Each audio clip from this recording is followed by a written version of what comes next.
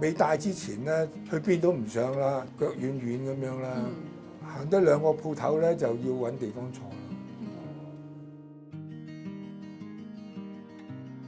講話72歲嗰時咧，佢話唔俾我做，話我通個波仔有危險，走去北區醫院就再排過3年，你先到我。我帶得嚟，如果我舒服嘅我都唔鬼做啦。打透明質酸啦，打咗2次至3次啦。第1次同埋第2次都有啲效嘅，但係第3次咧打咧已經冇效，每次都5000㗎，你要計醫生費喎。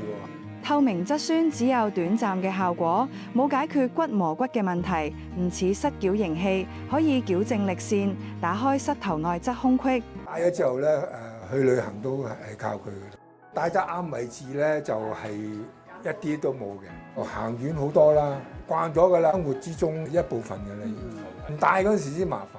我試過唔戴啦，點知咧唔戴佢試試啊，行咗一半啦，已經係唔想行，想10零20級溝都冇問題。難得幫到我，唔使做手術，比透明質酸更加持久，快啲預約免費試戴。